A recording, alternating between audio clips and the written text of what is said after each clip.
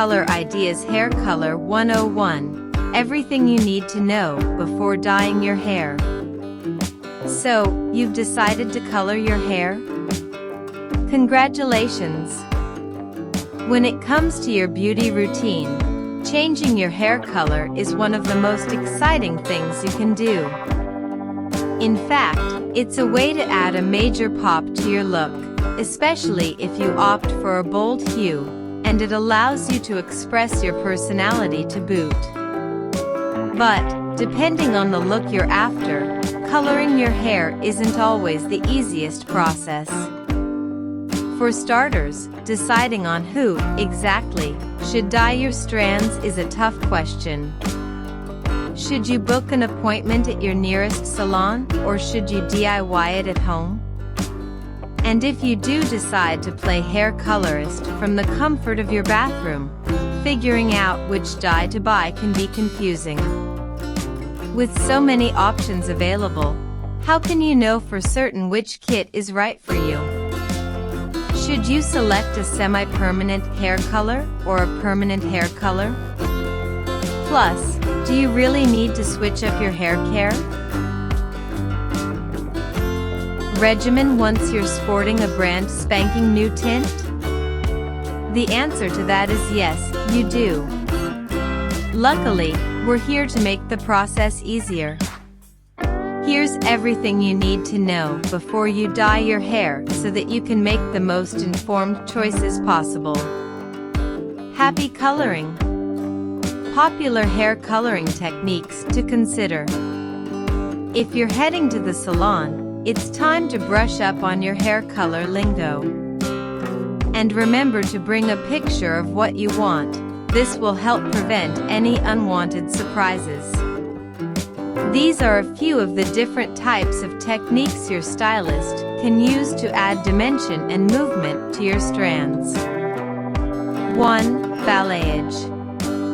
Developed by French hair colorists, balayage, a highlighting technique, has been around since the 1970s but has recently really taken off in popularity.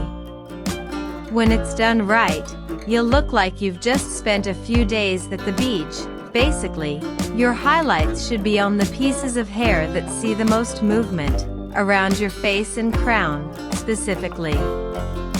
Balayage looks natural as it grows in, meaning fewer touch-ups. Overall, it's a great option for those with brown hair who want to brighten up their look. 2. Ombre. Ombre hair, let us count the ways we love you. Ombre hair offers you a whole lot of contrast between your roots and your ends. And don't think you just have to stick with blonde ends, you can totally opt for a rainbow hue. Pink or teal, anyone?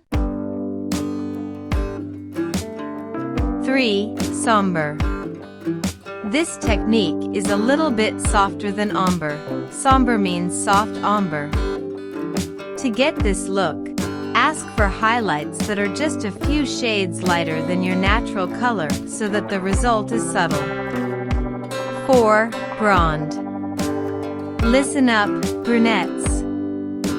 Blonde, a combination of brown and blonde hair, is definitely something you should think about if you have light brown hair, since it looks natural and adds texture. It's also low maintenance. Typically, with this hair color technique, highlights are about 1 to 2 shades lighter than your base color, and they're applied to areas that would be hit by the sun. 5. Lowlights. These are usually at least 2 tones darker than your natural hair color and can add depth and dimension to light brown hair. Because who says brown has to be boring? 6. Baby lights. Want strands that look sun-kissed? Well, you don't actually have to spend any time outside to get them. Consider baby lights, which are super skinny highlights that are generally 1 shade lighter than your natural color. Our best at-home hair color kits. If you're opting for a complicated technique or you want to make a major change, like going from dark brown to platinum blonde, your best bet is to see a professional colorist, as you may need to book multiple sessions at the salon to achieve your desired color. But if the change you want to make is simple and you're interested in DIY dyeing, picking the right coloring kit is key.